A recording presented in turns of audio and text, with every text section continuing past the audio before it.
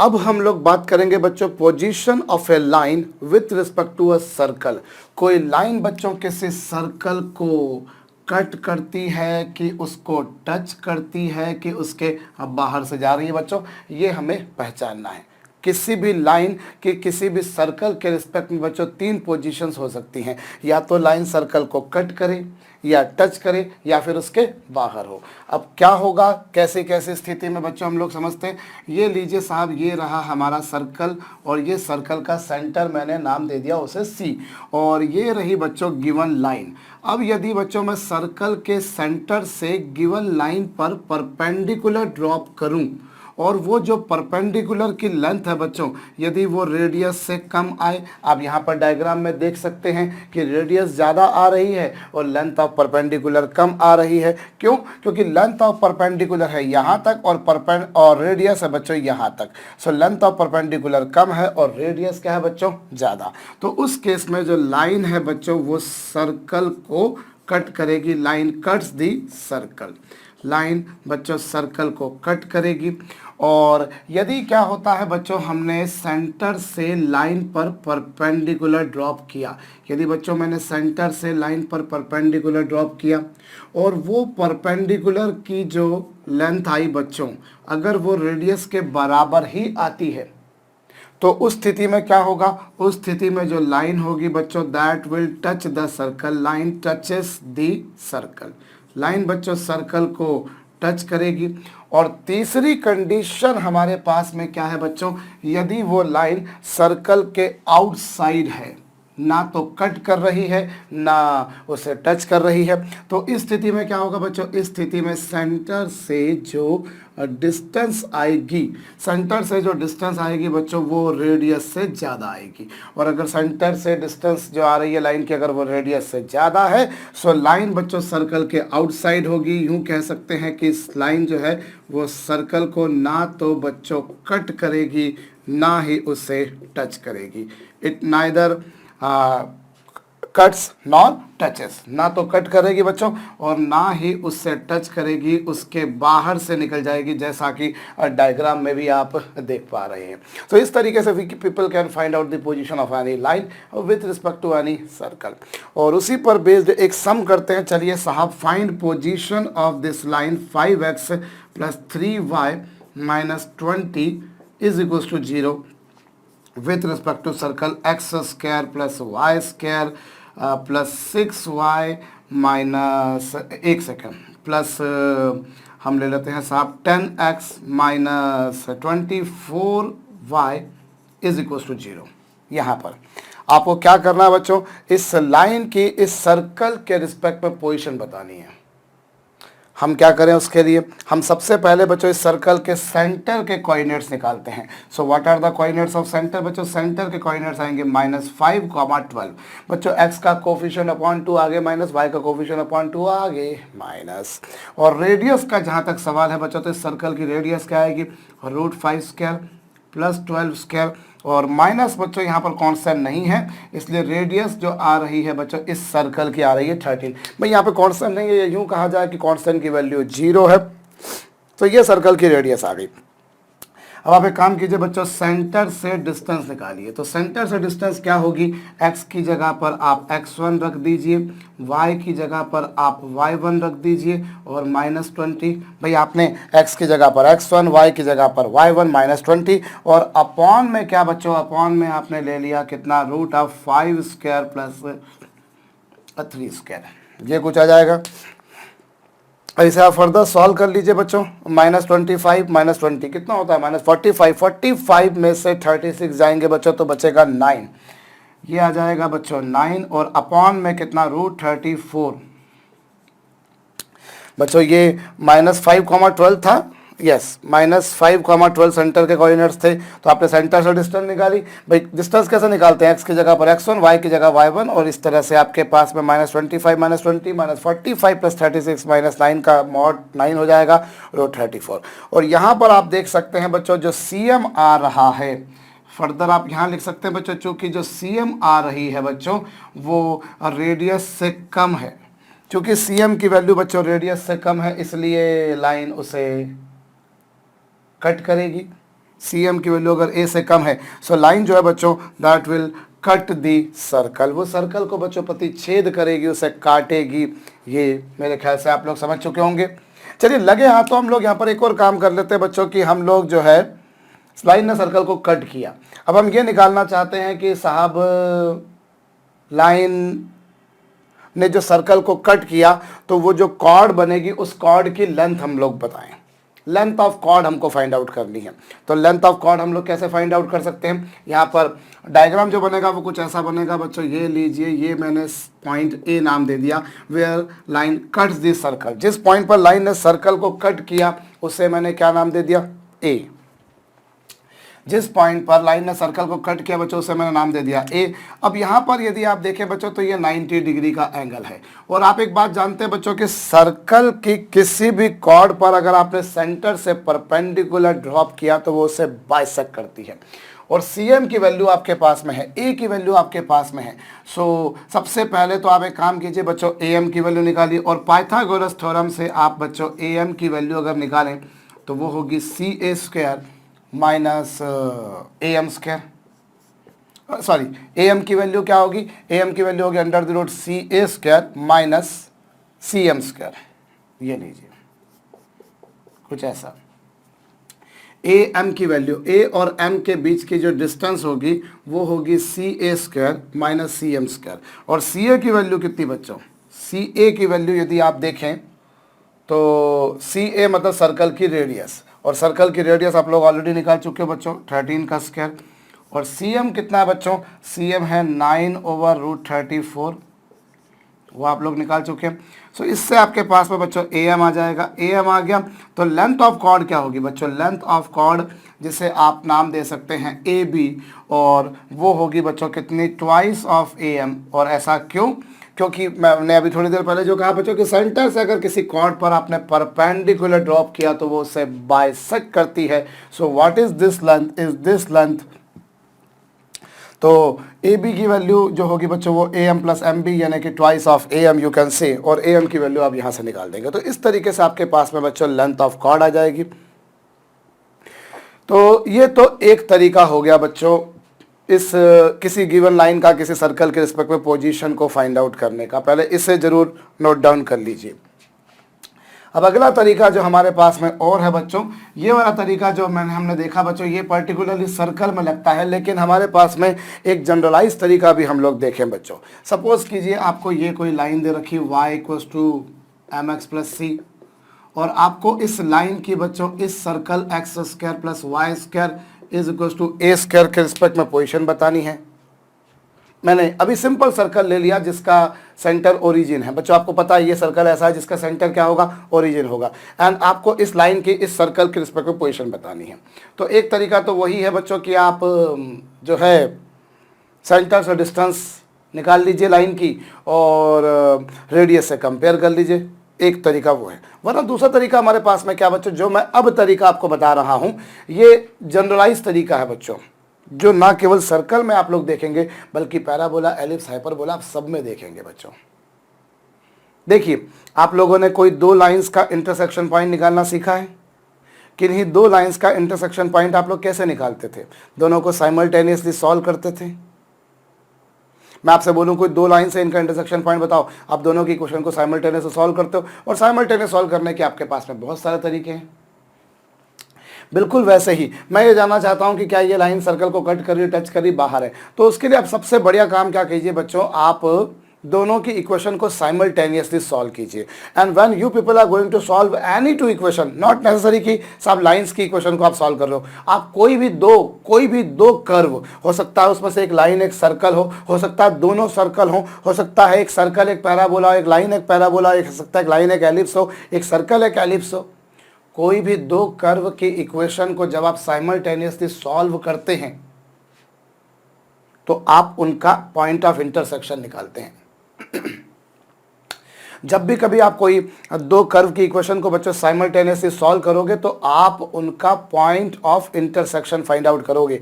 So let me do one thing बच्चों, मेरे को ये पूछा है कि इस लाइन के सर्कल के स्पेक्ट में पोजीशन बताओ, तो मैं एक काम करता हूं, मैं इन दोनों की इक्वेशन को साइमल्टेनियसली सॉल्व करता हूं। साइमल्टेनियस सॉल्व का मतलब ये होता है कि एक से y की वैल्यू निकाल कर दूसरे में रख दो, या तो y की या x की, दोनों में से किसी एक की।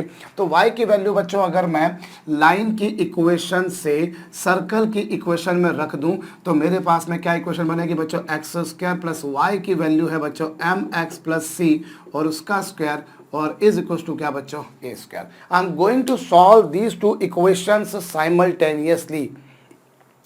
मैं इन दोनों इक्वेशंस को साइमल्टेनियसली सॉल्व करूंगा। लाइन की इक्वेशन है बच्चों y equal to m x plus c और x square plus y square equal to a square. Y की वैल्यू है बच्चों एम एक्स प्लस सी, आपने उसका स्क्वायर कर दिया।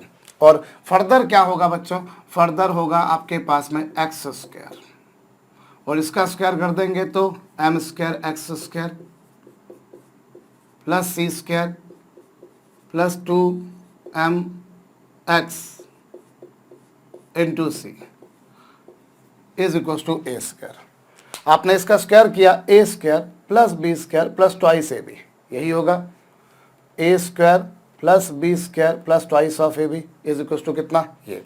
और इसे आप फर्दर सॉल्व कीजिए बच्चों, एक्स स्क्वायर को कॉमन निकाल दीजिए। मैं चलिए डायरेक्ट लिखे देता हूँ, x square into 1 plus M square plus 2mc x और plus c square minus a square is equal to 0। Now this has become a quadratic equation in x. This has become a quadratic equation in x. Obviously there will be two roots, maybe both of them are real, maybe both of them are imaginary। भाई इसके दो roots आएंगे, हो सकता है वो दोनों roots equal आ जाएं, रियल एंड अनइक्वल आ जाएं, इमेजिनरी आ जाएं। ये तो पॉसिबल नहीं है कि एक इमेजिनरी आ जाए और एक रियल हो जाए, वो तो पॉसिबल नहीं है, क्योंकि अगर आपको पता है किसी भी क्वाड्रेटिक इक्वेशन में सारे कोफिशिएंट्स अगर रियल हैं, सो रूट्स अगर इमेजिनरी आएंगे तो जोड़े से आएंगे भैया, जुदा नहीं होते कभी एक दूसरे से कि एक इमेजिनरी हो जाए और एक रियल हो जाए, बड़ा घनिष्ठ प्रेम होता है उन दोनों के बीच। तो यहाँ पर बच्चों ये एक्स में एक क्वाड्रेटिक इक्वेशन बन गई है, एक्स में क्वाड्रेटिक इक्वेशन बन गई है बच्चों, और इससे इसके दो रूट्स आएंगे और वो दो रूट्स क्या रिप्रेजेंट करेंगे, चलिए समझिए बच्चों। आपको ये सर्कल गिवन था, ये रहा, और ये लाइन गिवन थी, ये रही। अब जब ये दोनों एक दूसरे को कट करेंगे बच्चों तो आपके पास में दो कोई पॉइंट्स आएंगे। लेट किसी एक पॉइंट को नाम दे दिया ए, दूसरे पॉइंट को नाम दे दिया बी, और ए के कोऑर्डिनेट सपोज कीजिए बच्चों x1 y1 है और बी के कोऑर्डिनेट्स क्या बच्चों x2 y2। मैंने माना कि ए के निर्देशांक x1 y1 और बी के निर्देशांक बच्चों x2 y2 हैं, मान लिया मैंने। कोऑर्डिनेट्स को हिंदी में निर्देशांक कहा जाता है। तो ये आपके पास में बच्चों इनके कोऑर्डिनेट्स आ गए, x1 y1 x2 y2। Now it has become a quadratic equation in x। सो इसके x के दो रूट्स होंगे और वो दो रूट्स क्या होंगे, ये दोनों के x वैल्यूज, मतलब इन दोनों के एब्सिसा। मैं फिर बोल रहा हूँ, जब भी कभी आप कोई दो इक्वेशंस को साइमल्टेनियसली सॉल्व कर रहे हो, फिर भले वो दो स्ट्रेट लाइन की इक्वेशन हो, दो सर्कल की इक्वेशन हो, एक स्ट्रेट लाइन एक सर्कल, एक सर्कल एक पैराबोला, एक एलिप्स एक सर्कल, एक एलिप्स एक हाइपरबोला, कोई भी दो इक्वेशन, सीधी सीधी बात है बच्चों। जब आप कोई भी, और जरूरी नहीं है कि सर्कल एलिप्स हाइपरबोला पैराबोला कुछ भी हो, नहीं हो इनमें से कुछ भी, अगर मैं कोई दो इक्वेशंस को साइमल्टेनियसली सॉल्व कर रहा हूँ, इसका तात्पर्य ये बच्चों कि मैं उनके पॉइंट्स ऑफ इंटरसेक्शन को फाइंड आउट करने की बात कर रहा हूँ। तो जब आपने इसको दोनों की, भाई आपने यहाँ से y की वैल्यू यहाँ रखी, मतलब you people started them simultaneously solving them simultaneously. So मतलब you people are interested in finding their points of intersection. तो पॉइंट्स ऑफ इंटरसेक्शन निकालने के लिए आपने एक्स में क्वाड्रेटिक बन गई। अब इससे एक्स की दो वैल्यूज़ होंगी और वो दो वैल्यूज़ क्या होंगी, इनके पॉइंट्स ऑफ, इनके जो जिन पॉइंट्स पर उन्होंने कट करा वो, मतलब इसके रूट्स जो होंगे वो x1 और x2 होंगे। So let roots of this equation, let roots of this equation, which equation, ये जो क्वाड्रेटिक इक्वेशन आपके पास में बनकर आई है, ये जो क्वाड्रेटिक इक्वेशन आपके पास में बनकर आई है बच्चों, let roots of this quadratic equation are x1 and x2। इस इक्वेशन के जो रूट्स आए हैं बच्चों वो x1 और x2 आए हैं।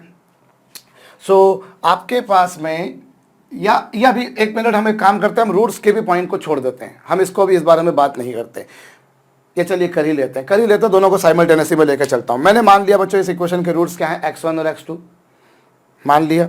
अब सम ऑफ रूट्स क्या होगा बच्चों, सम ऑफ रूट्स जो होगा वो आपको पता है भाई माइनस बी अपॉन ए होता है और बी की वैल्यू क्या होती है 2m into c upon 1 plus M square. और प्रोडक्ट ऑफ रूट्स क्या होगा बच्चों C1 C2 और प्रोडक्ट ऑफ रूट्स क्या होगा C अपॉन ए और C की वैल्यू ये लीजिए बच्चों। तो चलिए ये प्रोडक्ट ऑफ रूट्स आ गया आपके पास। भाई इसमें x में क्वाड्रेटिक बन गई। अब इसके रूट्स अगर मैंने x1 x2 मान लिए, मतलब यूं कह सकता हूं कि ये लाइन जिन पॉइंट्स पर कट करेगी उनमें से एक पॉइंट का एब्सिसा होगा x1, दूसरे पॉइंट का एब्सिसा होगा बच्चों x2। ये आपके पास में सम ऑफ रूट्स आ गया। और भाई इस इक्वेशन का जो डिस्क्रिमिनेंट है वो क्या होगा, डिस्क्रिमिनेंट आप लोग जानते हो बच्चों, डिस्क्रिमिनेंट होता है बी स्क्वायर माइनस 4ac। किसी भी क्वाड्रेटिक इक्वेशन का डिस्क्रिमिनेंट ये होता है।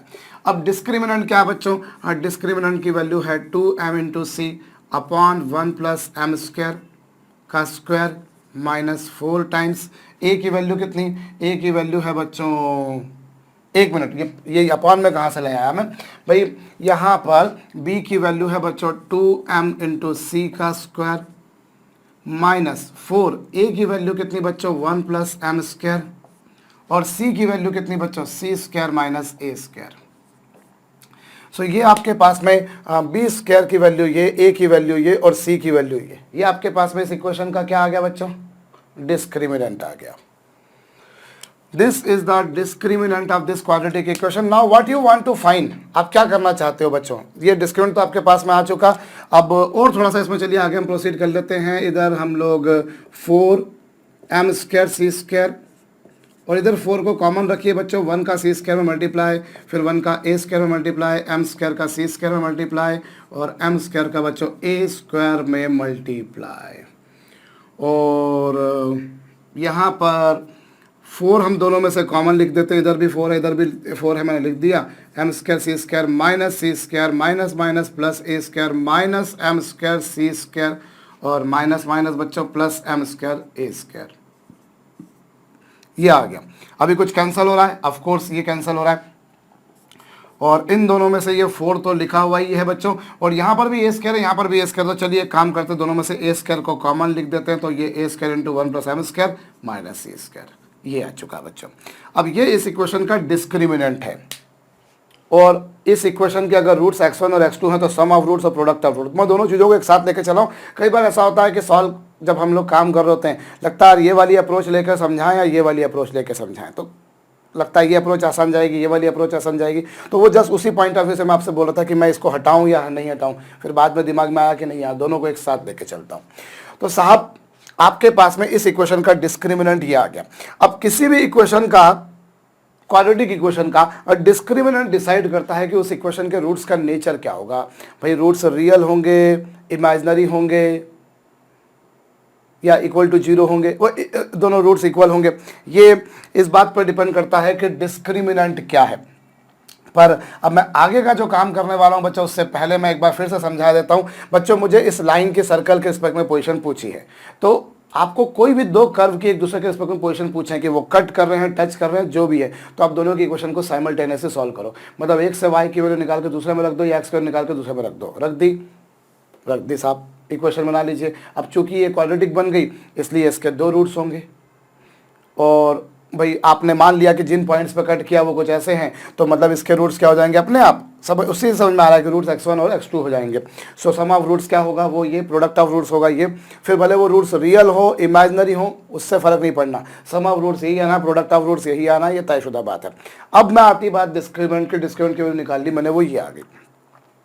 अब बच्चों यहाँ पर अलग अलग कंडीशन हमारे पास में बनेगी। अगर डिस्क्रिमिनेंट की वैल्यू ग्रेटर देन 0 है, अगर डिस्क्रिमिनेंट की वैल्यू ग्रेटर देन 0 है तो इसका मतलब क्या होता है बच्चों, या एक काम करते हैं पहले हम देखते हैं डिस्क्रिमिनेंट की वैल्यू अगर लेस देन 0 है। पहले हम ये वाला केस लेते हैं बच्चों, अगर डिस्क्रिमिनेंट की वैल्यू लेस देन 0 है तो इसका मतलब ये होगा बच्चों कि रूट्स आर इमेजिनरी।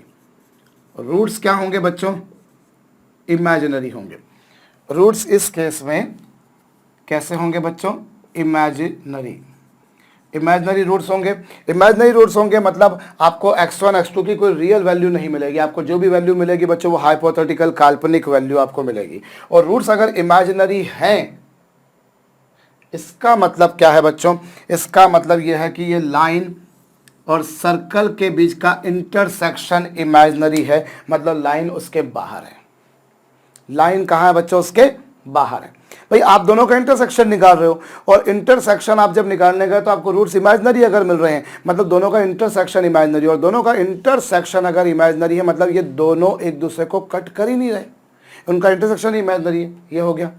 और अगर डिस्क्रिमिनेंट नेगेटिव है तो इसको मैं और फर्दर कैसे समझ सकता हूं कि डिस्क्रिमिनेंट क्या आया था बच्चों, डिस्क्रिमिनेंट आया था 4 times of 1 plus M square ना। एक मिनट, ये डिस्क्रिमिनेंट क्या आता, 4 तो चलिए अपनी जगह पर है ही सही, और a square into 1 plus M square minus c square, इसकी वैल्यू नेगेटिव है। अब 4 से अगर दोनों साइड डिवाइड भी कर देता हूं तो इनइक्वालिटी को अगर मैंने 4 से दोनों साइड डिवाइड भी कर दिया तो इनइक्वालिटी की सेहत पे कोई फर्क नहीं पड़ेगा, ये ऐसा हो जाएगा, ये लीजिए। और उस बेसिस पर बच्चों a square into 1 plus M square की वैल्यू क्या होगी बच्चों, सी स्क्वायर से बड़ी होगी। ये आ चुका आपके पास में। इसको दूसरी भाषा में हम ये भी बोल सकते हैं कि अगर मैं दोनों साइड स्क्वायर रूट ले लूं तो इधर स्क्वायर रूट क्या होगा बच्चों, ए स्क्वायर का स्क्वायर रूट ए, और इसका स्क्वायर रूट हो जाएगा बच्चों 1 प्लस एम स्क्वायर का रूट ये, और सी स्क्वायर का रूट क्या हो जाएगा बच्चों, मॉड सी। आप ऐसा भी बोल सकते हैं, आप ऐसा भी बोल सकते हैं बच्चों। आपने ए स्क्वायर का रूट लिया, उसे मैंने मॉड ए नहीं लिखा क्योंकि ए तो रेडियस है विच इज़ ऑलवेज पॉजिटिव, तो मैं ए ही लिख सकता हूँ। इसका रूट ले लूँगा मेरे पास में ये आ जाएगा बच्चों, और सी स्क्वायर का रूट ले लूँगा तो ये आ जाएगा। तो आप ऐसा भी लिख सकते हैं, आप ऐसा भी लिख सकते हैं। सो ये आपके पास में कंडीशन आई क्या बच्चों, जब लाइन सर्कल को ना तो कट कर रही है ना टच कर रही है, मतलब रूट्स इमेजिनरी है, मतलब दोनों के बीच का इंटरसेक्शन इमेजिनरी है। क्योंकि जब आपने दोनों की इक्वेशन को साइमल्टेनियसली सॉल्व किया तो आपने दोनों का इंटरसेक्शन निकाला, इसका मतलब ये होता है, मैं आपको बहुत बार बोल चुका हूं अब तो बच्चों। सो इसका मतलब ये कि अभी रूट्स इमेजिनरी आ रहे हैं, मतलब रूट्स इमेजिनरी है, मतलब इनका इंटरसेक्शन पॉसिबल ही नहीं है। और जब इनका इंटरसेक्शन पॉसिबल नहीं है, इनका इंटरसेक्शन पॉसिबल नहीं है, मतलब ये पूरी क्वांटिटी जो है बच्चों वो नेगेटिव आ रही है, और ये पूरी क्वांटिटी नेगेटिव आ रही है। भाई ये डिस्क्रिमिनेंट नेगेटिव आया, डिस्क्रिमिनेंट नेगेटिव आया तो ये वैल्यू नेगेटिव आई, तो ये वैल्यू नेगेटिव आई, मतलब कुछ ये भाई आपने 4 से डिवाइड कर दिया तो उससे कोई फर्क नहीं पड़ेगा, सी स्क्वायर को इधर ले गए तो ये कंडीशन आ गई, ये कंडीशन आ गई। तो ये वो वाला कंडीशन है बच्चों जब इन दोनों का इंटरसेक्शन इमेजिनरी है। पहली बात ये हो चुका बच्चों। और ये जो हमने अभी ये जो हमने प्रूव किया बच्चों, इसे हम इस तरह से भी प्रूव कर सकते थे कि अगर लाइन उसके बाहर है तो सेंटर से जो डिस्टेंस आएगी वो रेडियस से ज़्यादा आएगी। उस तरह से भी आप इस बात को प्रूव कर सकते थे। एक बात बच्चों, और दूसरा केस हम लोग लेंगे बच्चों, और दूसरा केस क्या है कि अगर डिस्क्रिमिनेंट की वैल्यू बच्चों 0 है, अगर डिस्क्रिमिनेंट की वैल्यू बच्चों 0 है तो उसका मतलब क्या होता है, उसका मतलब होता है बच्चों roots are real and equal. अगर आपने किसी क्वाड्रेटिक इक्वेशन को सॉल्व किया और उसके डिस्क्रिमिनेंट 0 आ गया तो उसका तात्पर्य आप यही बोलते हैं कि roots are real and equal. So roots अगर रियल और इक्वल हैं, रूट्स रियल और इक्वल हैं, इसका मतलब क्या होगा बच्चों, इसका मतलब होगा कि ये जो लाइन है, ये जो लाइन है बच्चों ये इस सर्कल को टच करेगी। भाई एक ही रूट आ रहा है, भाई रूट्स रियल और इक्वल आ रहे हैं, मतलब दोनों रूट्स की वैल्यू अलग अलग ना होते हुए, दोनों रूट्स की वैल्यू अलग अलग ना होते हुए दोनों रूट्स की वैल्यू सेम है। मतलब लाइन जो है बच्चों that is touching the circle. Line क्या कर रही है बच्चों, सर्कल को टच कर रही है, it is touching the given circle, वो गिवन सर्कल को बच्चों टच कर रही है। ये आ चुका। चलिए अब ये टच कर रही है तो अब इसी से संबंधित हम और बात कर लेते हैं कि पहली बात तो इस केस में सी ए एम में रिलेशन क्या होगा हम वो देखें। तो अगर डिस्क्रिमिनेंट की वैल्यू अगर आप देखें बच्चों तो डिस्क्रिमिनेंट है 4 times of a square into 1 plus M square minus c square is equal to 0। यही कुछ है। अब ये 0 कब होगा बच्चों, देखिए इन दोनों का प्रोडक्ट 0 कब होगा, जब ये 0 हो जाए या ये 0 हो जाए। बच्चों ये 4 0 हो जाए या ये 0 हो जाए, लेकिन 4 तो 0 हो नहीं सकता, तो बचा कुचा क्या, 4 0 नहीं हो सकता, तो बचा कुचा क्या बच्चों, बचा है आपके पास में a square into 1 plus M square minus c square is equal to 0। ये लीजिए साहब, ये कुछ आ गया। एंड देयर आफ्टर आप सी स्क्वायर को RHS पे ले जाइए तो बच्चों सी स्क्वायर की वैल्यू क्या आ गई, a square into 1 plus M square, ये कुछ आ गई आपके पास में। सो अगर लाइन सर्कल को टच करती है तो उसकी ये कंडीशन आ गई, लाइन अगर सर्कल को टच करती है बच्चों तो उसकी ये कंडीशन आ गई, जिससे हम लोग ऐसा भी लिख सकते हैं कि अगर मैंने दोनों तरफ स्क्वायर रूट ले लिया तो इधर स्क्वायर रूट ले लेंगे, सो ये आ जाएगा, ऐसा बोल दीजिए। या फिर मॉड नहीं लगाता हूँ तो मैं ऐसा भी बोल सकता हूँ c equals to plus minus a under the root of 1 plus M square. So these जो मैंने यहाँ पर ये लिखा है, ये लिखा है, ये सब बातें अलग अलग नहीं है, ये सब बातें कुल मिलाकर बच्चों सेम है, ये सब बातें कुल मिलाकर सेम है बच्चों, इनमें कोई डिफरेंस नहीं है कि वो अलग है, ये अलग है, ये अलग है ना। आप इसके बारे में बात करें, इसके बारे में बात करें, इसके बारे में बात करें, सब के सब जो है बच्चों अल्टीमेटली क्या है, सेम है। सो ये आपके पास में बच्चों टच करने की कंडीशन आ गई। अब टच करने की कंडीशन अगर हमारे पास में आ गई है बच्चों, तो लगे हाथों हम एक छोटा सा काम और कर लेते हैं। क्या? हम जिस पॉइंट पर सर्कल को लाइन ने टच किया है, हम उस पॉइंट के कोऑर्डिनेट्स भी निकाल लेते हैं।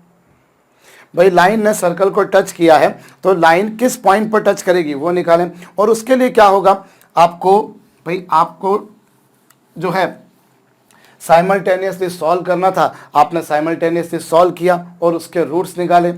अब इक्वेशन क्या बनकर आई थी आपके पास में, x square into 1 plus M square plus 2mcx plus c square minus a square is equal to 0, ये इक्वेशन आपके पास में बनकर आई थी।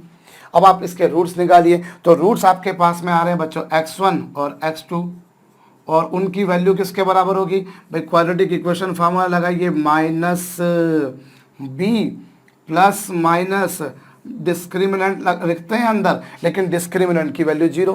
भाई आप रूट्स निकालते हैं क्वाड्रेटिक इक्वेशन के, तो रूट्स क्या होते हैं, minus b plus minus under the root of b square minus 4ac जो कि 0 है, और अपॉन में 2a, और a की वैल्यू कितनी है बच्चों, 1 प्लस एम स्क्वायर। सो यहाँ पर जो रूट्स आएंगे वो आएंगे x1 और x2, और उसकी value minus 2m into c upon 2 into 1 plus M square, और यहाँ 2 से 2 क्या हो जाएगा बच्चों, कैंसल, और इस तरीके से ये होगा माइनस एम सी अपॉन, भाई x1 और x2 दोनों की वैल्यू सेम आएगी, ऑब्वियस सी बात है, क्योंकि एक्चुअली क्या होता, प्लस लेकर कुछ आता, माइनस लेकर कुछ आता, तो दोनों वैल्यूज डिफरेंट हो जाती, लेकिन बाई चांस यहाँ पर तो प्लस माइनस 0 हो चुका है तो वो तो सेम हो गई। सो ये आपके पास में किसकी वैल्यू आई बच्चों, x1 और x2, मतलब जिस पॉइंट पर टच किया उस पॉइंट का x कोऑर्डिनेट, बाई चांस वो दोनों सेम है। सो ये x कोऑर्डिनेट आ गया, और रही बात बच्चों किसकी, y कोऑर्डिनेट की, तो y कोऑर्डिनेट क्या होगा, तो y कोऑर्डिनेट निकालने के लिए बच्चों वो जो y कोऑर्डिनेट है वो आप इसके लिए आप एक काम करें बच्चों, आप लाइन की इक्वेशन में इसे रख दीजिए। भाई आपने कैसे निकालते हैं पॉइंट ऑफ इंटरसेक्शन, आपने साइमल्टेनियसली सॉल्व किया और फिर आपके पास में एक वैल्यू आ गई x, और उस x की वैल्यू को आप दोनों में से किसी एक इक्वेशन में रख दो, तो मैं सेकंड वाली इक्वेशन में रख देता हूँ y equals to m x plus c, रख दी मैंने। अब y equals to m x plus c में अगर मैं यहाँ पर रखूँ बच्चों, तो x की वैल्यू क्या है, x की वैल्यू जो यहाँ पर आई है बच्चों वो minus m into c upon 1 plus M square आई है, और प्लस सी, ये आपके पास में किसकी वैल्यू आएगी, y कोऑर्डिनेट की। सो y कोऑर्डिनेट अगर आप देखें बच्चों तो वो क्या होगा, y कोऑर्डिनेट जो है बच्चों वो क्या होगा, आप इससे इत्मीनान से एलसीएम वेलसीएम लेकर सॉल्व कर लीजिए, और उसके लिए बच्चों मुझे यहाँ पर जो लिखा हुआ है वो मिटाना पड़ेगा, और मुझे मिटाने के लिए आपको पहले से नोट डाउन करना पड़ेगा। तो कर लीजिए भैया, मैं साइड में खड़ा हूँ, वीडियो को रोक दीजिए, और चलिए आपके पास में जो है अब भैया क्या आया बच्चों, यहाँ पर इसे सॉल्व करें तो y कोऑर्डिनेट क्या आएगा, y कोऑर्डिनेट आएगा बच्चों minus m square c upon 1 plus M square और प्लस सी है ये, और इसे आप एलसीएम लीजिए, minus m square c plus c into 1 plus M square c और अपॉन में 1 प्लस एम स्क्वायर, ये आ चुका, माइनस एम स्क्वायर सी है प्लस सी है प्लस एम स्क्वायर सी, और ये दोनों आपस में क्या हो जाएंगे, कैंसल, और इस तरीके से y की वैल्यू आएगी बच्चों c upon 1 plus M square. So कुल मिलाकर बच्चों आपके पास में यहाँ पर एक्स कोऑर्डिनेट क्या आया था, एक्स कोऑर्डिनेट आया था बच्चों minus m into c upon 1 plus M square, और वाई कोऑर्डिनेट क्या आया था बच्चों, c upon 1 plus M square. सो ये बच्चों जिस पॉइंट पर लाइन ने सर्कल को टच किया उसके कोऑर्डिनेट्स आए। आपने दोनों की इक्वेशन को साइमल्टेनियसली सॉल्व करा, अगर टच कर रही है तो रूट्स जो होंगे वो रियल और इक्वल होंगे, उस बेसिस पर डिस्क्रिमिनेंट को जीरो किया, और डिस्क्रिमिनेंट को जीरो कर देने से सी की वैल्यू ये आ गई आपके पास में। और आपको पॉइंट ऑफ कांटेक्ट निकालना है, इसे जिस पॉइंट पर टच किया है उस पॉइंट को हम लोग पॉइंट ऑफ कांटेक्ट कह सकते हैं। क्या कहेंगे इसे हम लोग बच्चों, we will call this point as point of contact, स्पर्श बिंदु जिसे हिंदी में नाम दिया जाता है बच्चों। तो पॉइंट ऑफ कांटेक्ट के कोऑर्डिनेट्स ही आ गए आपके पास में। एक्स कोऑर्डिनेट आ गया, एक्स कोऑर्डिनेट को आपने भाई एक्स की जो वैल्यू आई है आप उस वैल्यू को दोनों में से किसी एक इक्वेशन में रख दो। दोनों मतलब कौन, जो आपने जिनकी शुरुआत करी थी, जिन दो कर्व की, उन दोनों में से किसी एक इक्वेशन में रख दो, आपके पास में ये आ जाएगा, y आ गया। अब जब मैंने ये काम किया तो किसी किसी के जहन में शायद ये बात आए कि सर आपने जो x की वैल्यू निकाली थी वो ये आ गई आपके पास, दोनों वैल्यूज सेम आएंगी। अब उसके लिए भाई आपने x कोऑर्डिनेट निकाल दिया, ऐसे ही आपको y कोऑर्डिनेट निकालना है, तो y कोऑर्डिनेट निकालने के लिए आपने लाइन की इक्वेशन में रख दिया। सर मैंने यही काम किया, लेकिन मैंने क्या करा सर, मैंने x की जो वैल्यू आई थी उसको मैंने सर्कल की इक्वेशन में रखा, और जब मैं सर्कल की इक्वेशन में रखता हूँ सर तो minus m into c upon 1 plus M square, इसका square plus y square is equal to a square. और यहाँ से सर मैं जब मैं जाता हूँ करने तो मैं y की वैल्यू यहाँ से निकालता हूँ, तो मेरे पास में एक्चुअली देखो पहले मैं कर देता हूँ, चलिए फिर मैं बताता हूँ क्या। वाई स्क्वायर की value a square minus m square c square upon 1 plus M square, ये कुछ आएगा। और फिर मैं इसे ऊपर लेके चला जाता हूँ। देखिए तो क्या मिलेगा मुझको बच्चों, जो भी कुछ मैं बोल रहा हूँ बिल्कुल सिस्टमेटिकली आप लोग लिखते जाइएगा, क्योंकि काफ़ी सारी चीज़ें हमारे पास में यहाँ पर जुड़ती जाएंगी। सो अगर सर मैंने ये किया, मैंने लाइन, आपने क्या करा सर, लाइन की इक्वेशन में रखा, आपके पास में पॉइंट ऑफ कांटेक्ट ही आ गया। ठीक है सर, मैंने ये काम ना करते हुए सर हम दोनों में से किसी भी एक इक्वेशन में रख सकते हैं, मैंने कहा बिल्कुल ठीक सर, मैंने लाइन में रख दिया, बोले बिल्कुल ठीक। अब सर मैं जब लाइन में रखता हूँ सर तो देखिए वाई स्क्वायर की वैल्यू क्या आएगी सर, वाई स्क्वायर की वैल्यू आएगी a square into 1 plus M square minus m square c square upon में 1 प्लस एम स्क्वायर। ये आ चुका सर मेरे पास में, वाई स्क्वायर की वैल्यू मेरे पास में ये आ गई। मैंने ठीक है भैया ऐसा कर लो। भाई सर आपने जो है इसको x की वैल्यू जो आई थी वो क्या आई थी, minus m c upon 1 plus M square रख दिया, उधर ले गए, ये ले लिया। सर अब मेरा जो y आ रहा है ना वो a की टर्म्स में आ रहा है। मैंने पूछा कैसे, बोले सर यहाँ पर देखिए a लिखा हुआ आ रहा है और आपके y में कहीं a लिखा हुआ नहीं आ रहा। कोई लोचा नहीं, मेरे वाले में इस तरीके से y आ रहा, आपके वाले में, मेरे वाले में नहीं आ रहा था, कोई हर्ज नहीं। कंडीशन है ना कि लाइन अगर टच कर रही है तो सी स्क्वायर बराबर a square into 1 plus M square है, रख दीजिए। जब मैं ये रखूंगा बच्चों तो वाई स्क्वायर की वैल्यू क्या होगी, वाई स्क्वायर की वैल्यू है बच्चों a square into 1 plus M square, क्या होगा, ये हो जाएगा साहब आपके पास में a square into 1 plus M square होगा बच्चों c square minus m square c square upon 1 plus M square. और इसमें से मैं सी स्क्वायर को कॉमन ले लेता हूँ, इसमें से मैं सी स्क्वायर को कॉमन ले लेता हूँ, तो ये क्या बचेगा बच्चों 1 minus m square upon 1 plus M square. अब आपके पास में y की वैल्यू जो आ रही है, मैंने पहले तो मैं एक चेक कर लेता हूँ बच्चों मैंने सही किया है कि नहीं किया। मैंने x की वैल्यू निकाली थी तो वो minus m c upon 1 plus M square ही आया था, इसको मैं उधर ले गया। अच्छा यहाँ पर मैंने एक गलती कर दी, क्या गलती कर दी कि ये 1 प्लस एम स्क्वायर का स्क्वायर हो जाएगा ना, क्योंकि ये 1 प्लस एम स्क्वायर तो है ही सी और उसका स्क्वायर होगा, ये मैंने गलती करी, तो मुझे इस गलती को रेक्टिफाई करना पड़ेगा। वो मैं गलती कर रहा था, जो मुझे लग रहा था कि मैं कहीं ना कहीं कुछ मिस्टेक कर रहा हूँ, ये लीजिए कुछ ऐसा आएगा। अब एक्चुअली एक मिनट, इसको मैंने ऐसा लिखा क्यों, क्योंकि बच्चों यहाँ पर जब स्क्वायर करूंगा तो 1 + m² तो था ही था और एक बार और हो जाएगा।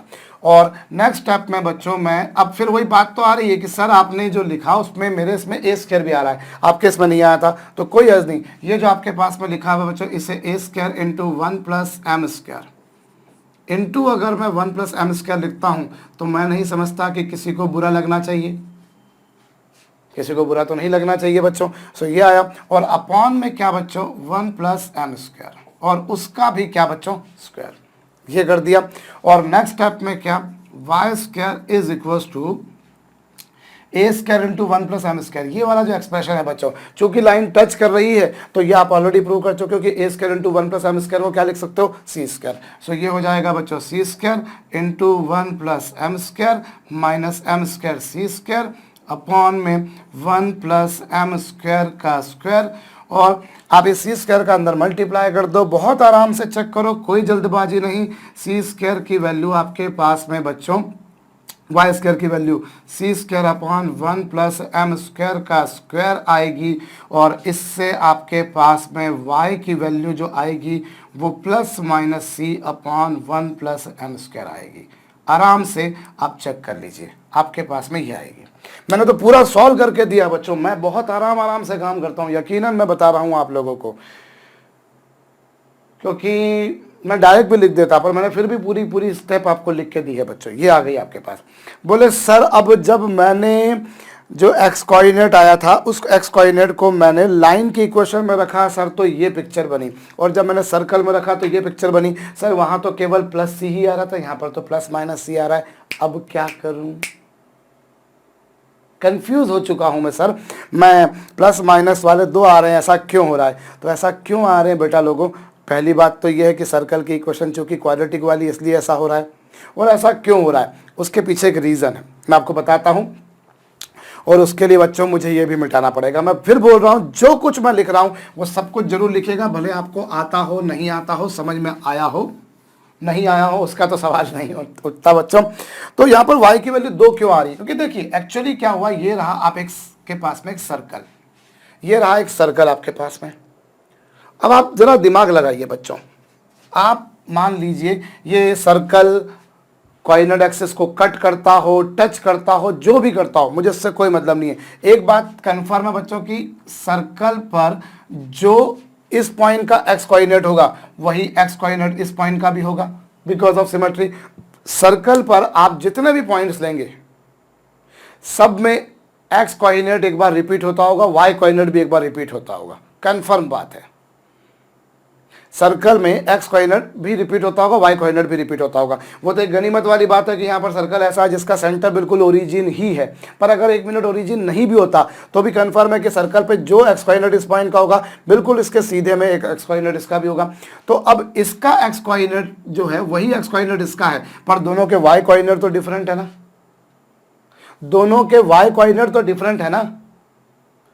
आपने क्या करा, आपने x कोऑर्डिनेट रखा, आपने सर्कल की इक्वेशन में रख दिया x कोऑर्डिनेट। मतलब जब सर्कल की इक्वेशन पर या सर्कल पर x कोऑर्डिनेट ये होगा तो ऑब्वियस सी बात है उसी सेम x कोऑर्डिनेट के लिए उसके कॉरस्पॉन्डिंग 2 y कोऑर्डिनेट आएंगे, एक इधर आएगा एक इधर आएगा। फर्ज कीजिए अगर वो पॉइंट यहाँ ना होते हुए यहाँ होता कहीं, तो x कोऑर्डिनेट यहाँ आता तो उसके कॉरस्पॉन्डिंग एक पॉइंट यहाँ पर भी आता, क्योंकि दोनों के x कोऑर्डिनेट सेम होते। भाई दोनों के x कोऑर्डिनेट जो होते हैं वो सेम होते हैं, इसीलिए आपको y कोऑर्डिनेट 2 मिल रहे हैं यहाँ पर, क्योंकि आपने सर्कल की इक्वेशन में रखा। और सर्कल की इक्वेशन में रख देने से बच्चों आपके पास में जैसा x कोऑर्डिनेट एक ऊपर वाले का होगा वैसा ही ठीक उसके नीचे वाले का होगा, लेकिन उनमें से एक पॉइंट ऐसा होगा जिस पे सर्कल लाइन टच करेगी। लाइन इस पे अगर टच कर रही है तो इस पे नहीं करेगी, और इस पे टच कर रही है तो इस पे नहीं करेगी, या इस पे करी तो इस पे नहीं करेगी। ऑब्वियस सी बात है भाई, लाइन तो किसी एक ही पॉइंट पर टच करेगी ना। अगर 2 पॉइंट पर टच कर दिया तो फिर उसको टच थोड़ी ना बोलते हैं, उसको तो इंटरसेक्ट बोलते हैं। लाइन ने अगर सर्कल को एक पॉइंट पर टच किया तो टच हो रहा है, और अगर उसको एक नहीं बच्चों 2 पॉइंट पर टच करती है तो वो टच नहीं कहलाता, वो इंटरसेक्ट कहलाता है। मेरे ख्याल से ये बात आपको मालूम होगी। इसीलिए यहाँ पर आपके पास में y की 2 वैल्यूज आ रही हैं। इसीलिए मेरा सजेशन ये रहेगा बच्चों कि भविष्य में आप कभी भी जब भी इस तरह की प्रॉब्लम्स को करो तो आप लाइन की इक्वेशन में रखो। उससे आपको दो फायदे हैं। लाइन की इक्वेशन एक तो लीनियर होती है, रिलेटिवली छोटी होती है, सॉल्व करना आसान होता है, और सर्कल या आगे चल के जो कर्व आप पढ़ेंगे उनकी इक्वेशन थोड़ी सी लंबी होती है, थोड़ा सा टाइम कंज्यूमिंग होता है। दूसरा, आपको क्या होगा, आपको सर्कल हो या ऐसे ही आगे चल के पैराबोला या एलिप्स हाइपरबोला में भी आपको यही पिक्चर मिलेगी कि अगर किसी पॉइंट का हर के एक्स कोऑर्डिनेट आपको लगभग हर बार रिवाइज होते हुए मिलेंगे कि एक्स कोऑर्डिनेट 2 बार आ रहा है, वाई कोऑर्डिनेट भी 2 बार आ रहा है, आना है, कन्फर्म है। जैसा भी मैंने एक्स के लिए बोला वैसे ही वाई के लिए भी होगा। अगर इसका वाई कोऑर्डिनेट, इसका जो वाई कोऑर्डिनेट होगा वही वाई कोऑर्डिनेट इसका भी होगा, दोनों के वाई कोऑर्डिनेट सेम होंगे, निश्चित बात है बच्चों। तो इसीलिए इट इज सजेस्टेड एडवाइजेबल कि आप ऐसा करें, क्योंकि छोटी सी बात है बच्चों पर कंफ्यूज हो जाते हैं। और फिर कोई बोले कि साहब वीडियो क्लास में हमारे तो डाउट ही सॉल्व नहीं होते हैं, तो भैया मैं लॉजिकल डाउट को लेकर चलूंगा, ये पूरा वादा कर रहा हूँ बच्चों। बहुत लंबा समय दिया है और दिल से समय दिया है, ईमानदारी से समय दिया है, इसीलिए इसीलिए ऐसे पिक्चर बनती है बच्चों। क्योंकि देखिए ये चीज़ें होती हैं, जो सोचते हैं उनको कन्फ्यूज़न जरूर आते हैं, जो सोचते नहीं उनको कन्फ्यूज़न नहीं आते हैं। सोचने की आदत डालिए बच्चों, बहुत काम की चीज़ है। ऊपर वाले ने भेजा देकर भेजा है तो उपयोग करो ना, वही इतना, वरना वो जिसने हमें भेजा दे के भेजा है वो कहीं और भेज देगा हमें। चलिए एनीवेज, इसीलिए वाई के 2 वैल्यू आ रही, बिकॉज जो कोऑर्डिनेट एक्स इसका वही इसका है, एक वाई इसका आएगा, एक वाई इसका आएगा, लेकिन उनमें से एक ऐसा होगा जो पॉइंट ऑफ कांटेक्ट है। आप लाइन पे लीजिए, क्योंकि लाइन पर लेंगे तो उससे क्या होगा कि वो लीनियर इक्वेशन आपको सॉल्व भी करना आसान, और वो पॉइंट एक ही आने वाला है आपके, मतलब वो एक्चुअली पॉइंट ऑफ कांटेक्ट आने वाला है। वरना यहाँ पर आपके पास में फिर देखना पड़ेगा कि प्लस वाला पॉइंट ऑफ कांटेक्ट है, माइनस वाला है, तो वो भी चेक करने का तरीका है कि इनमें से जो आया है, आप एक्स की वैल्यू जो आई, वाई की वैल्यू जो आई, इन दोनों की वैल्यूज को लाइन की इक्वेशन में पटक कर देखो, इसको और प्लस वाले को रख कर देखो क्या सेटिस्फाई कर रहा है, ठीक नहीं कर रहा है तो ये, और माइनस वाले को लेकर देखो कर रहा है, यस ये होगा, अब वो कर लो। अब जब आपको लाइन की इक्वेशन में रखकर वेरीफाई वैलिडेट करना ही है, सो बेटर ना कि आप सर्कल की इक्वेशन में रखो ही मत, आप लाइन की इक्वेशन में रखो, खत्म, खेल कर दो। कर लीजिएगा बच्चों ये जो मैंने आपसे कहा है। मैं अब आपसे आगे बात करता हूं, और अब ये हमारे पास में पॉइंट ऑफ कांटेक्ट आ चुका बच्चों, और 2 बातें तो हम लोगों ने कर ली, पॉइंट ऑफ कांटेक्ट क्या आया, और साथ में आपके पास में जो है पॉइंट ऑफ कांटेक्ट क्या है, टच करने की कंडीशन क्या है। और तीसरा केस बच्चों, तीसरा केस, अगर डिस्क्रिमिनेंट की वैल्यू बच्चों ग्रेटर देन 0 है, अगर डिस्क्रिमिनेंट की वैल्यू बच्चों ग्रेटर देन 0 है, तो उसका मतलब ये होता है साहब की जो रूट्स हैं they are real and equal. Sorry, discriminant की वैल्यू अगर ग्रेटर देन 0 है तो रूट्स रियल तो होंगे, लेकिन कैसे होंगे बच्चों, अनइक्वल। रूट्स रियल और अनइक्वल होंगे, और इस कंडीशन में क्या होगा, 4 times of a square into 1 plus M square minus c square की वैल्यू ग्रेटर देन 0। भाई अगर डिस्क्रिमिनेंट की वैल्यू ग्रेटर देन 0 है, 4 times of a square into 1 plus M square minus c square की वैल्यू ग्रेटर देन 0 है, then roots are real and distinct, ऐसी picture बनेगी। और इस स्थिति में क्या होगा बच्चों, आप 4 से डिवाइड कर दीजिए, 4 से डिवाइड कर दीजिए तो इनइक्वलिटी की सेहत पे कोई फ़र्क नहीं पड़ेगा। और इस स्थिति में बच्चों a square into 1 plus M square की वैल्यू सी स्क्वायर से बड़ी होगी। ये वो कंडीशन हो गई जिस कंडीशन में लाइन ने सर्कल को कट करना है, ये वो कंडीशन हो गई जिसमें लाइन ने सर्कल को कट करना। भाई roots are real and unequal, मतलब लाइन क्या है बच्चों, लाइन और सर्कल के 2 डिस्टिंक्ट पॉइंट्स आ रहे हैं इंटरसेक्शन के, ये आ चुका। और आप चाहें तो स्क्वायर रूट ले लें, स्क्वायर रूट ले लेंगे बच्चों तो आपके पास में ये पिक्चर आएगी, इधर स्क्वायर रूट ले लें। अब किसी किसी के जहन में आ सकता है कि सर इनइक्वलिटी में स्क्वायर नहीं करना चाहिए, स्क्वायर रूट नहीं करना चाहिए, आपने सिखाया था कि इनइक्वलिटी के टाइम पर स्क्वायर मत करो, स्क्वायर रूट मत करो, फिर आपने स्क्वायर रूट क्यों ले लिया। मैंने स्क्वायर रूट इसलिए ले लिया क्योंकि मुझे मालूम दिख रहा है दोनों तरफ पॉजिटिव क्वांटिटी। आपको मैंने बताया है बच्चों कि आप स्क्वायर करोगे तो आपको दिक्कत कहाँ आती है कि आपको चेक करना पड़ेगा कि दोनों तरफ पॉजिटिव क्वांटिटी है, बेझिझक स्क्वायर कर दो, स्क्वायर रूट कर दो, कोई टेंशन नहीं। अगर एक तरफ दोनों तरफ नेगेटिव है, आप दोनों तरफ स्क्वायर कर दो, कोई झिझक नहीं, नेगेटिव है तो उसमें साइन चेंज करना है। लेकिन अगर एक तरफ पॉजिटिव एक तरफ नेगेटिव तो स्क्वायर करने से साइन चेंज भी हो सकता, नहीं भी हो सकता है। ये सारी कहानी आपको मैंने बताई है।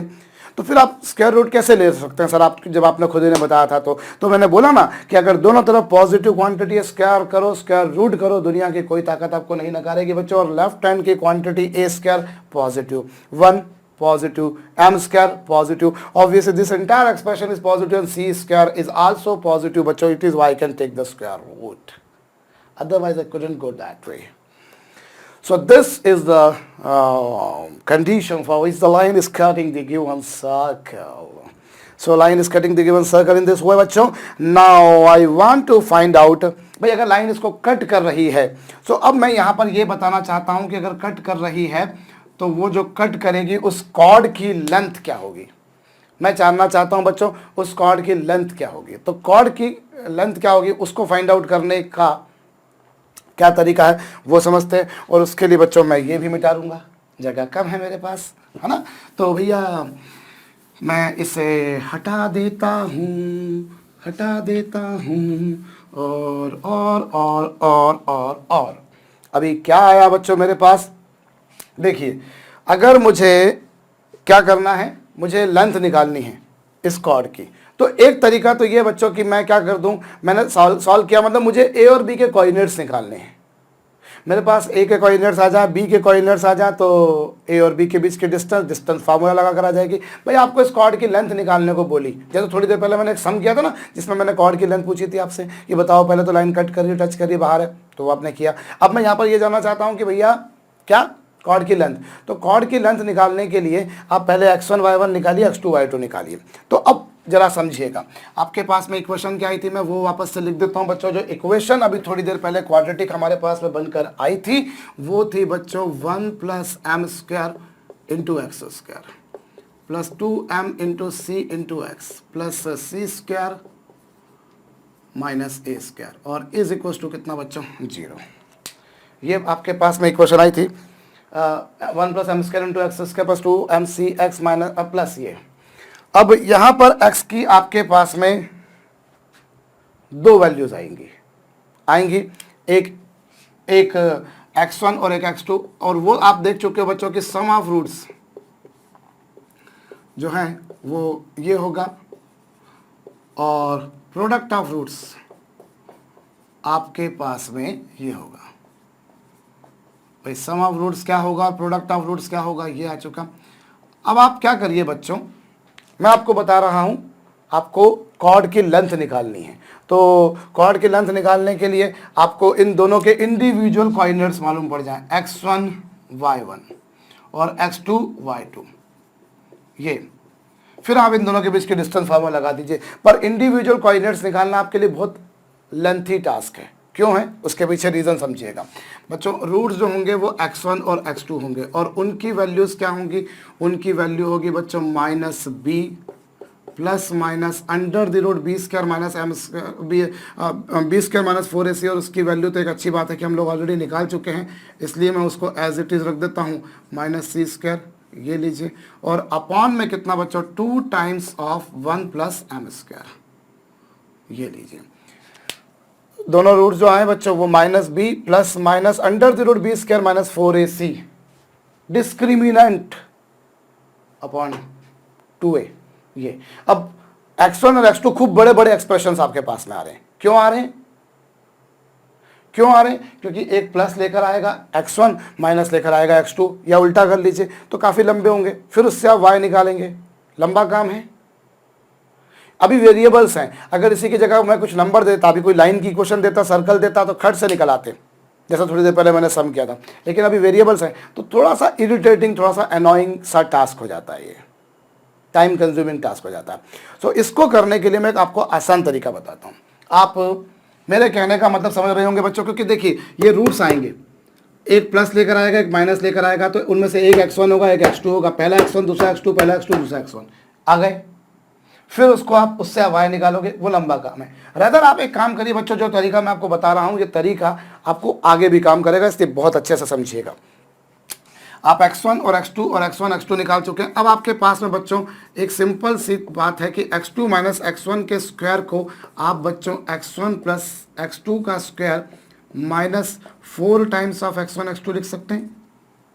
अरे बड़ा सिंपल सा लॉजिक मैं आपको याद दिलाऊं बच्चों, ए माइनस बी का होल स्क्वायर होता है ए प्लस बी का whole square minus 4 times of a b. जानते हो, वही मैंने किया यहाँ पर। और x1 प्लस x2 की वैल्यू कितनी है बच्चों?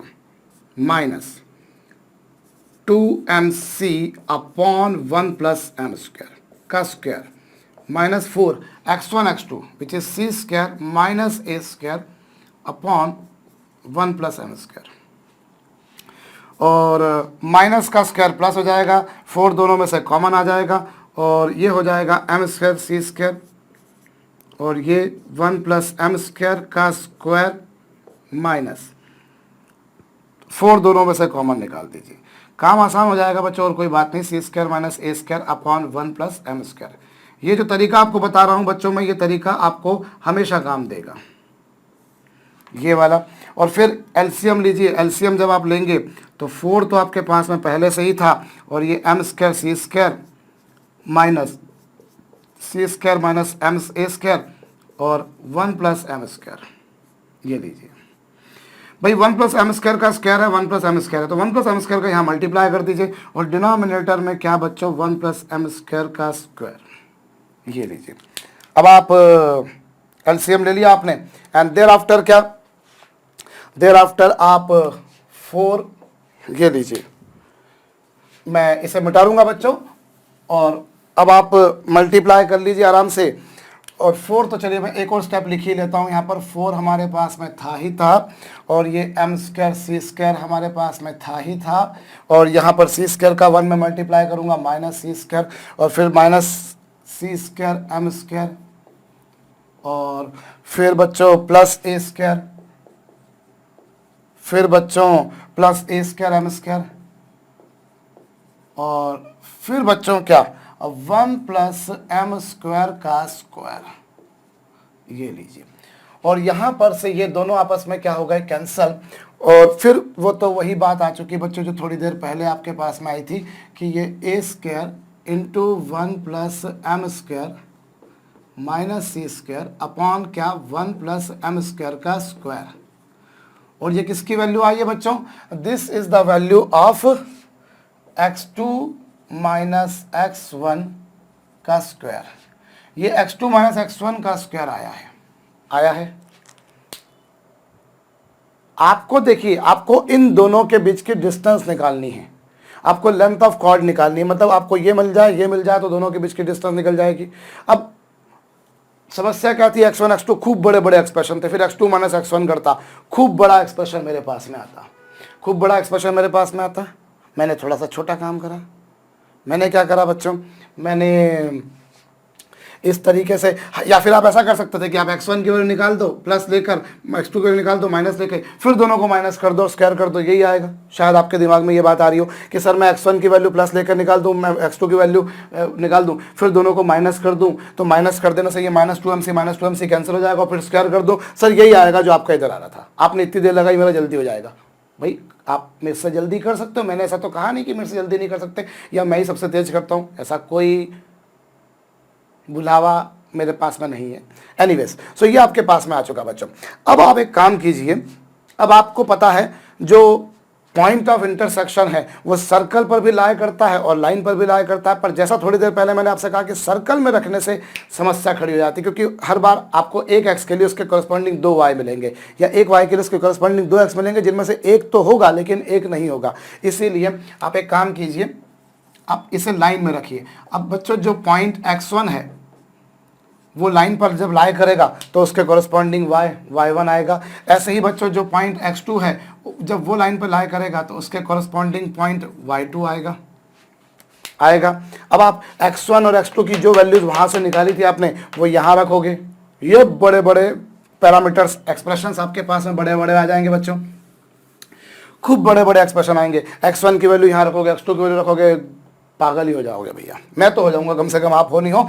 इससे बेहतर ये कि बच्चों मैंने भाई जो पॉइंट है वो लाइन की इक्वेशन को भी सेटिस्फाई करेगा, लाइन की इक्वेशन को भी सेटिस्फाई करेगा, लाइन को भी सेटिस्फाई करेगा, सर्कल को भी करेगा। सर्कल को करने से टेंशन नहीं पालने का, लाइन की इक्वेशन में रखने का, सिंगल पॉइंट्स आएंगे और आप जिसमें से इसको माइनस करोगे तो बच्चों सी से सी कैंसिल हो जाएगा। चलिए मैं वो भी लिख देता हूँ, mx2 प्लस सी माइनस mx प्लस 1c।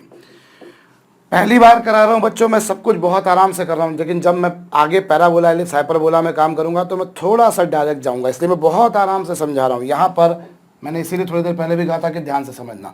सी से सी कैंसिल हो जाएगा और m into x2 minus x1 आ जाएगा, क्योंकि दोनों में से m कॉमन आ रहा है, तो ये y2 माइनस y1 आ गया, y2 माइनस y1 आ गया बच्चों। और देखिए मुझे अब क्या करना है, मुझे a और b के बीच की डिस्टेंस निकालनी है, और a और b के बीच की डिस्टेंस निकालनी है मतलब आपको कुछ ये निकालना है, आपको कुछ ये निकालना है। अब मैं वही आपसे कह रहा हूं कि मुझे x1 y1 चाहिए, x2 y2 चाहिए, तब जाके मेरा काम होगा, लेकिन वो बहुत लंबा काम है। x1 x2 इतने बड़े बड़े आएंगे, फिर y1 y2 भी खूब बड़े बड़े आएंगे। पर आप एक थोड़ा दिमाग लगाइए कि ना तो आपको x1 चाहिए, ना आपको x2 चाहिए, ना आपको y1 चाहिए, ना आपको y2 चाहिए, आपको तो x2 माइनस x1 का स्क्वायर चाहिए और y2 माइनस y1 का स्क्वायर चाहिए। थोड़ा सा दिमाग लगाइए कि भाई आपको डिस्टेंस चाहिए दो पॉइंट्स के बीच की, तो आपको इन दोनों पॉइंट्स का कोऑर्डिनेट चाहिए। आप उसको ऐसा समझ लीजिए, या आप यूं बोल दीजिए कि सर मेरे को तो x1 भी नहीं मिले, x2 भी नहीं मिले, y1 भी नहीं मिले, y2 भी नहीं मिले, भाड़ में जाए, मेरे को तो x2 माइनस x1 का स्क्वायर, y2 माइनस y1 का स्क्वायर मिल जाए, यहाँ रखो, खेल खत्म।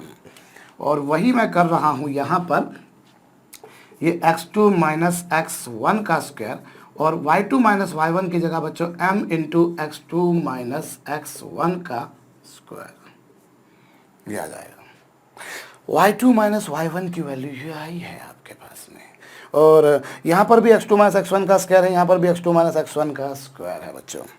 तो कॉमन निकाल दीजिए दोनों में से। मैं एक और स्टेप लिख रहा हूँ, मैं फिर बोल रहा हूँ, मैं बहुत आराम से चल रहा हूँ बच्चों। x2 माइनस x1 का स्क्वायर ਇੱਥੇ भी हैगा तो ਇੱਥੇ भी हैगा भाई, कॉमन कर लो ਉਹਨੂੰ। ਇਹ ਤੁਹਾਡੇ ਕੋਲ ਕੀ ਆ ਗਿਆ भाई, ਤੁਹਾਡੇ ਕੋਲ आ गया भाई, ਇੱਥੇ बचा हैगा 1 ਤੇ ਇੱਥੇ बचा हैगा भाई m स्क्वायर, यही कुछ आएगा। और उसके बाद में क्या होगा, उसके बाद में बच्चों आप स्क्वायर रूट ले लीजिए, और स्क्वायर रूट अगर आप लेंगे, क्यों क्योंकि रूट के अंदर है ये, तो स्क्वायर रूट लेंगे बच्चों, तो ये आपके पास में आ जाएगा modulus of x2 minus x1 into क्या बच्चों, under the root of 1 plus m square. भैया आपने इसको स्क्वायर रूट के बाहर लाएंगे तो मॉडुलस आ जाएगा, ऐसा कुछ कर लीजिए। या अगर मॉडुलस में नहीं भी लिखते हैं तो इसको इसके अंदर रखिए, छोड़िए आप, छोड़िए। और आप क्या देखें बच्चों, x2 माइनस x1 का स्क्वायर आपके पास में, भाई आपको कॉर्ड ए बी की लेंथ निकालनी थी, तो कॉर्ड ए बी की लेंथ के बारे में अगर मैं सोचूं, मैं यहाँ मेरे पास जगह कम पड़ेगी, तो मैं चलो कहाँ लिखूं, जहाँ मेरे पास जगह खूब सारी हो, मैं यहाँ लिख देता हूँ। और ये लीजिए कॉर्ड ए बी की लेंथ, कॉर्ड ए बी की जो लेंथ आएगी बच्चों, वो क्या आएगी, under the root x2 minus x1 का square, under the root x2 minus x1 का स्क्वायर, जो कि है 4 times of a square into 1 plus m square minus c square upon 1 plus m square का स्क्वायर। ये तो x2 माइनस x1 का square आया, और इंटू में क्या बच्चों, यस, इंटू में 1 प्लस m स्क्वायर। बच्चों पहले तो आपने x2 माइनस x1 के स्क्वायर की वैल्यू रखी, और x2 माइनस x1 के स्क्वायर की वैल्यू क्या होगी, 4 a square into 1 plus m square minus c square upon this, और इंटू में 1 प्लस m स्क्वायर, यही आएगी। और फिर बच्चों यहाँ से ये कैंसिल हो जाएगा, क्योंकि ये 1 प्लस m स्क्वायर का स्क्वायर और ये दोनों कैंसिल हो गए। और इस तरीके से आपके पास में जो लेंथ आ रही है बच्चों, वो 4 times of a square into 1 plus m square minus c square upon 1 plus m square आ गई है। ये आपके पास में बच्चों कॉर्ड की लेंथ आई है, ये आपके पास में बच्चों कॉर्ड की लेंथ आई है। आंसर थोड़ा सा छोटा सा ही आया, कोई ज़्यादा बड़ा नहीं आया। तो इस तरीके से बच्चों आपके पास में कॉर्ड की लेंथ आ जाएगी, और पॉइंट ऑफ इंटरसेक्शन निकाले बगैर आपका काम हो गया। अभी तो मैंने क्या है कि y equals to mx plus c इस तरह से दे रखा है, इसकी जगह अगर मैं कोई सर्कल की इक्वेशन दे देता, आपको लाइन की इक्वेशन दे देता, दी तो अभी भी है लेकिन वैल्यूज कि 3x plus 4y minus 5 equals to 0, x square plus y square equals to 9, इस तरह से कुछ देता, तो फिर वो काम आसान हो जाता, क्योंकि फिर वो m और c वगैरह या a वगैरह नहीं चलते, वैल्यूज आती, फिर वो इरेशनल आती, वो बात की बात, लेकिन जल्दी हो जाता काम। तो इस तरीके से बच्चों आपके पास में लेंथ ऑफ कॉर्ड आ जाएगी अगर लाइन गिवन सर्कल को कट करती है। सब कुछ लिख लीजिएगा बच्चों। देखिए अब ये जो काम किया बच्चों, इसी काम को करने का मैं एक और तरीका बताता हूं आपको, एक और तरीका बताता हूं। क्या जो थोड़ी देर पहले हमने देखा बच्चों कि कब कोई लाइन सर्कल को कट करती है या टच करती है या उसके बाहर है। तो देखिए भाई, लाइन की इक्वेशन है y is equal to m x plus c. In other language I can say m x minus y plus C equal to 0। Line की इक्वेशन हो गई बच्चों m x minus y plus C equal to 0 हो गई। अब circle की equation क्या है, x square plus y square is equal to a square.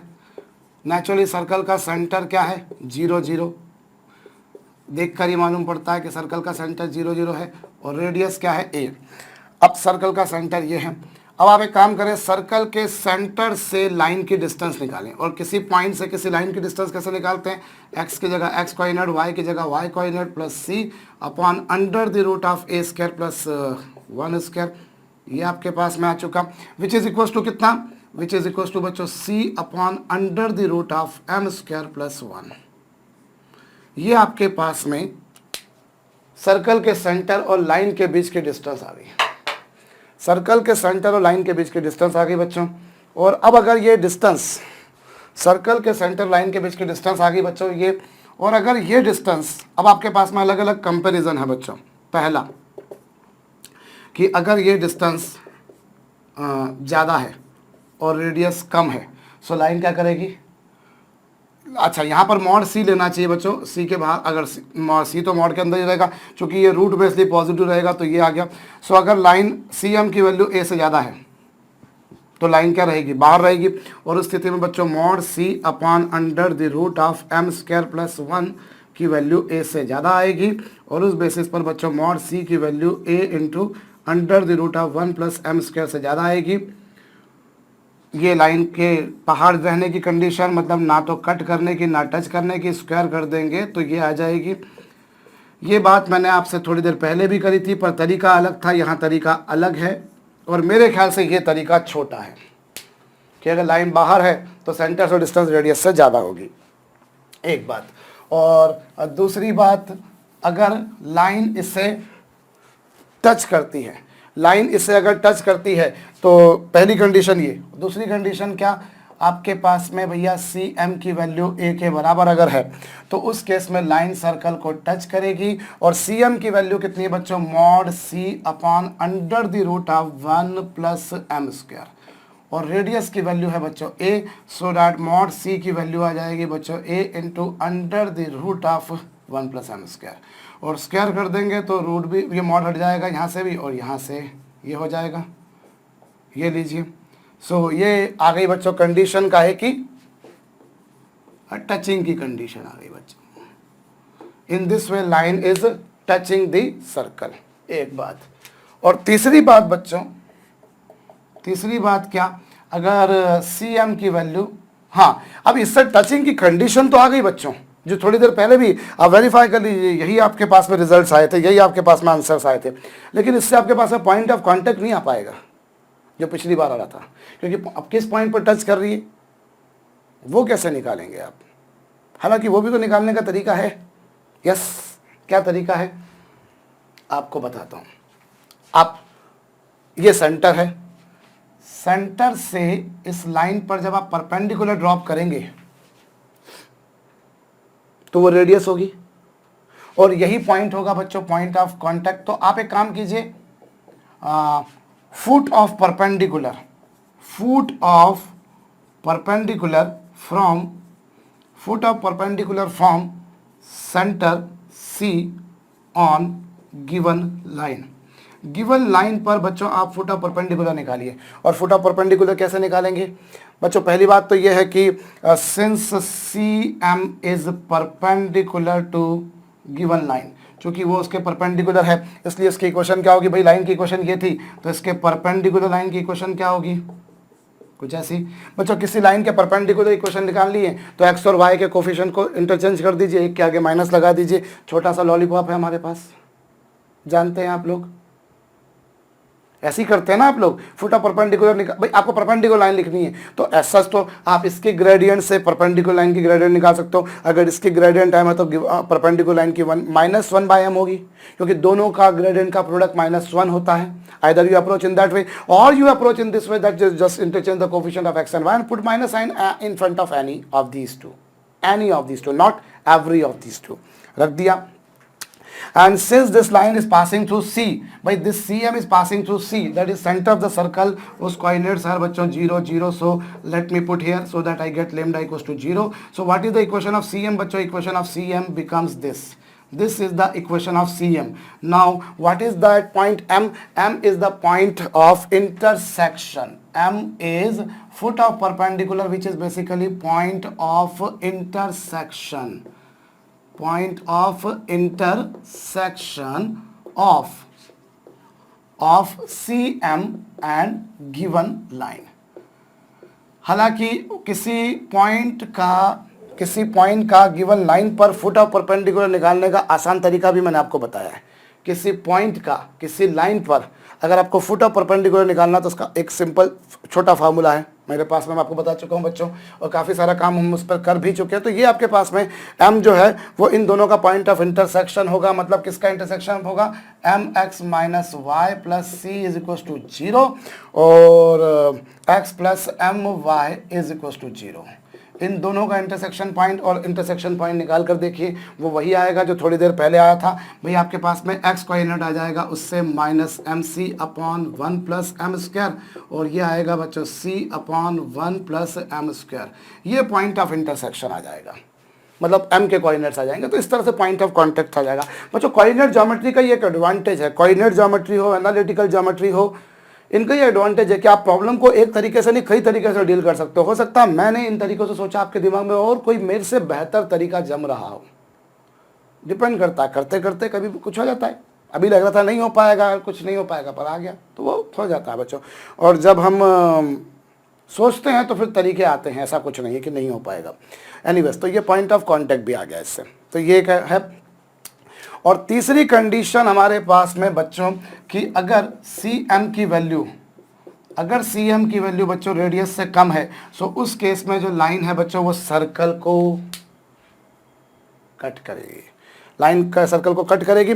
और यहाँ पर क्या होगा बच्चों? mod c/1 + m² का रूट जो है बच्चों वो रेडियस से कम होगा, और इस स्थिति में बच्चों mod c की वैल्यू a × √1 + m² से कम होगी, और स्क्वायर कर देंगे बच्चों c² की वैल्यू a² ×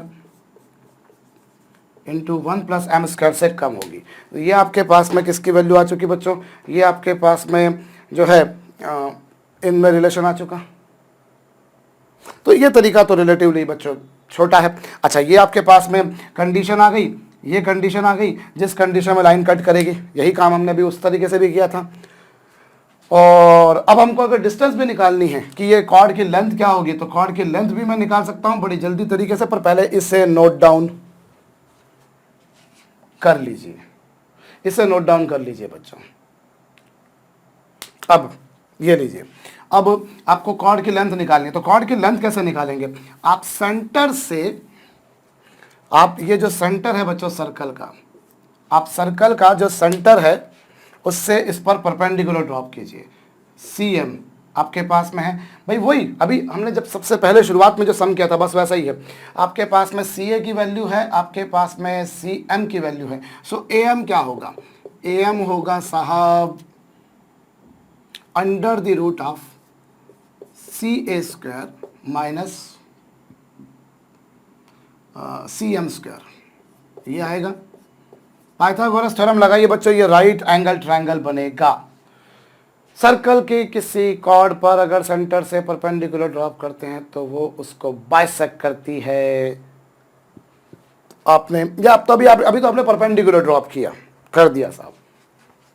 और CA being radius of circle वो होगी A, और CM जो होगी बच्चों, CM की वैल्यू आप लोग ऑलरेडी निकाल चुके हो। CM की वैल्यू क्या आई थी? CM की वैल्यू आई थी बच्चों mod c/1 + m², और उसका हमने कर दिया स्क्वायर, और इसको आप हल कर लीजिए बच्चों, तो ये आपके पास में 1 plus M square into a square minus c square upon 1 plus M square, ये आपके पास आया A M.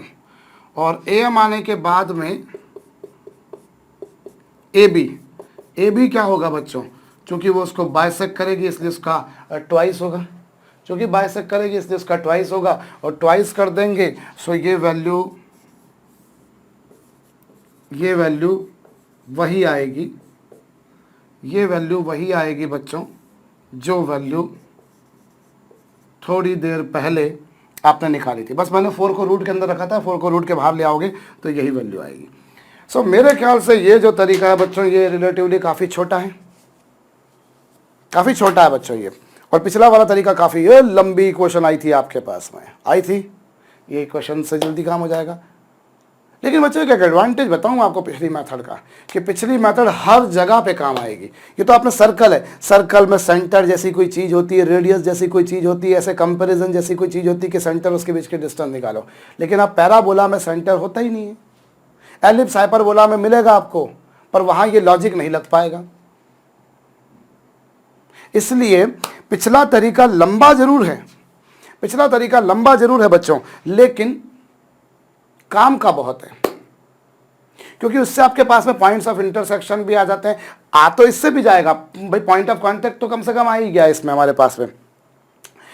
Point of intersection निकालने की जरूरत तो वहां पर भी नहीं पड़ी, क्योंकि आपको x2 और x1 में कोई इंटरेस्ट नहीं था, आपको y1 और y2 में कोई इंटरेस्ट नहीं था, आपको तो x2 माइनस x1 के स्क्वायर में इंटरेस्ट था, y2 माइनस y1 के स्क्वायर में इंटरेस्ट था। यही फंडा था हमारे पास में, तो हमारा काम तो उससे भी हो रहा था, इससे भी हो जाएगा। वैसे ही डिस्टेंस तो आ ही गई, बल्कि काफ़ी जल्दी आ गई है। लेकिन दिक्कत कहाँ है बच्चों, कि ये जो मेथड है, this method is applicable only in the case of a circle, कि आप सेंटर से डिस्टेंस और रेडियस का कंपैरिजन कर लें। लेकिन साइमल्टेनियसली सॉल्व करने वाली जो सिचुएशन है बच्चों, वो सिचुएशन ऐसी है, या वो तरीका ऐसा, वो अप्रोच ऐसी बच्चों, जो ना केवल सर्कल में बल्कि आपको बच्चों एलिप्स, हाइपरबोला, पैराबोला सब में काम आएगी। इसलिए मेरा सजेशन ये रहेगा कि आप उसी तरीके से काम करें। इस तरीके से तो काम कर ही सकते हैं। मैं एक छोटा सा सम आपको और कराए देता हूं बच्चों, पहले ये सब कुछ नोट डाउन कर लीजिएगा। देखिए आपको यहाँ पर जो है साहब एक लाइन दे रखी है, चलिए 5x माइनस 7y, 5x आसान कर देता हूँ, चलिए 5x minus y plus 8 equals to 0, ये लीजिए। आपको एक लाइन की क्वेश्चन दे रखी है और आपको एक सर्कल दे रखा है बच्चों, x square plus y square minus 6x plus 8y minus 75 is equals to 0। चलिए आपको पूछा साहब ये लाइन इस सर्कल को कट करती है, टच करती है, इसके बाहर है, क्या है बताइए। तो अब यहां पर आपके पास में क्या बच्चों, आपके पास में दो तरीके हैं। कौन से दो तरीके हैं, कि आप सेंटर से डिस्टेंस निकालें। चलिए मैं निकाल लेता हूं, इसका सेंटर के कोऑर्डिनेट्स निकालिए, 3, -4 आएंगे, इसकी रेडियस निकालिए बच्चों 10 आ जाएगी, आराम से कर लीजिए। और फिर सेंटर से लाइन की डिस्टेंस निकालिए। लाइन की डिस्टेंस निकालने के लिए आप क्या करेंगे, 5 × 3 -4 प्लस 8 और अपॉन में कितना, √5² प्लस 1 स्क्वायर।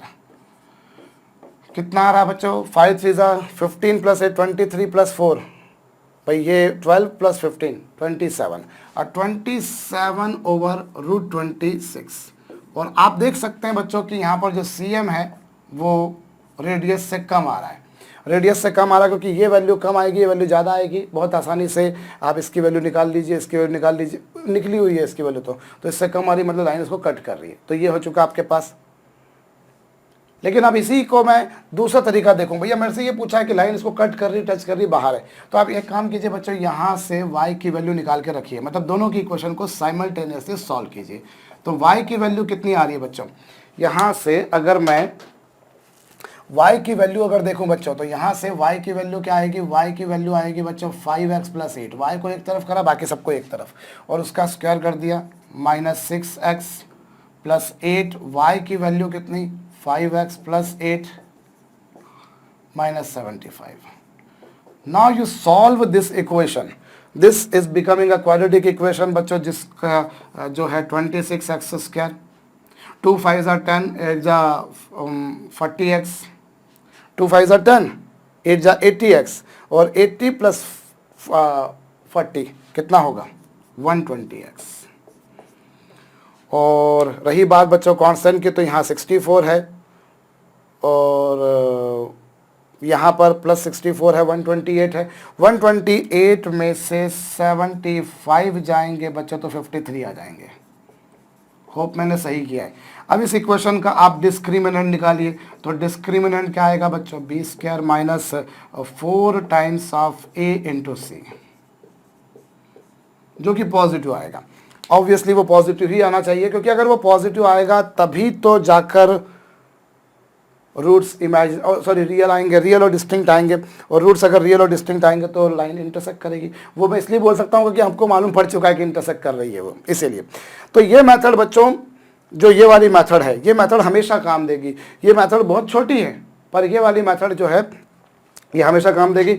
इसलिए मेरी हिदायत तो ये बच्चों कि अगर आपको पूछ लिया जाए कि लाइन अगर उसे कट करती है या टच कर रही है उसके बाहर है, अगर आपको ये पहचानना है, सो बेस्ट कन्वीनियंट मेथड आपके पास में क्या कि आप तो दोनों की इक्वेशन को साइमल्टेनियसली सॉल्व कर लो, और फिर क्या लेंथ आएगी वगैरह वगैरह के बारे में बात करनी हो तो आप सॉल्व कर लो। यहाँ से x की 2 वैल्यूज आएंगी, आप x1 भी मत निकालिए, आप तो x2 भी मत निकालिए, आप तो x2 माइनस x1 निकाल लीजिए, थोड़ी देर पहले आपने निकाला था। और कैसा निकाला था, x2 माइनस x1 का स्क्वायर, x1 प्लस x2 का square minus 4 times of x1 x2, ये थोड़ी देर पहले किया था हमने, ये लीजिए। इसी से y2 माइनस y1 का स्क्वायर निकाल दीजिए, दोनों को रख दीजिए डिस्टेंस फार्मूला में, उससे काम हो जाएगा। अच्छा, ये जो फार्मूले अभी हम लोगों ने डिराइव करे हैं बच्चों, ये फार्मूले स्पेसिफिकली तभी काम आ रहे हैं जब आपके पास में सर्कल का सेंटर ओरिजिन हो। सर्कल का सेंटर क्या हो बच्चों, ओरिजिन। अगर सर्कल का सेंटर ओरिजिन नहीं हो तब फिर ये वाला जो फार्मूला है वो काम नहीं आएगा। भाई आपने बोला ना कि लेंथ ऑफ कॉर्ड ये होगी, अभी मैं आपसे बोलता कि चलिए साहब आपके पास में एक सर्कल है x square plus y square is equal to 100, और एक लाइन आपके पास में 3x plus 4y is equal to 10। Suppose कीजिए, आप बताइए इस लाइन की ये लाइन सर्कल को अगर कट करती है तो कॉर्ड की लेंथ बताइए। ये लाइन अगर सर्कल को कट करती है तो कॉर्ड की लेंथ बताइए। तो कॉर्ड की लेंथ क्या आएगी, कॉर्ड की लेंथ क्या आएगी बच्चों, आप कंपेयर कर लीजिए। भाई आप इसे x square plus y square is equal to a square से कंपेयर करें, सो डैट आपको ए की वैल्यू 10 मिल जाएगी।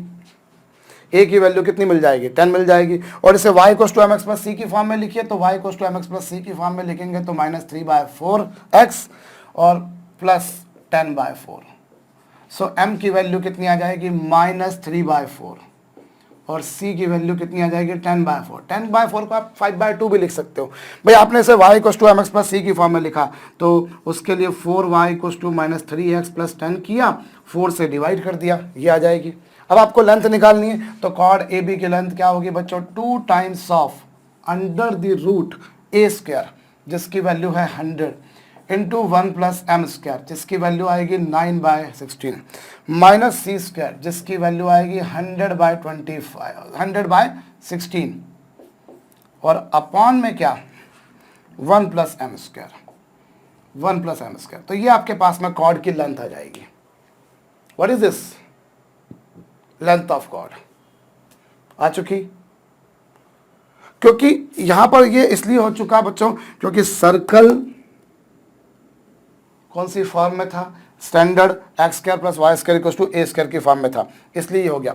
लेकिन अगर मैं यही बात इस वाले सम में देता, अभी जैसे मैंने ये सवाल सम दिया था आपको कि साहब ये लाइन ने सर्कल को कट किया, टच किया, बताइए, तो कट किया, आपको मालूम पड़ गया, कॉर्ड की लेंथ बताइए, तो फिर वहां ये वाला तरीका आप नहीं आजमा सकते थे, क्योंकि सर्कल की जो इक्वेशन थी वो x square plus y square plus 2gx plus 2fy plus C equal to 0 वाली फॉर्म की थी बच्चों, इसलिए वहाँ वो तरीका नहीं हो सका, लग पाएगा।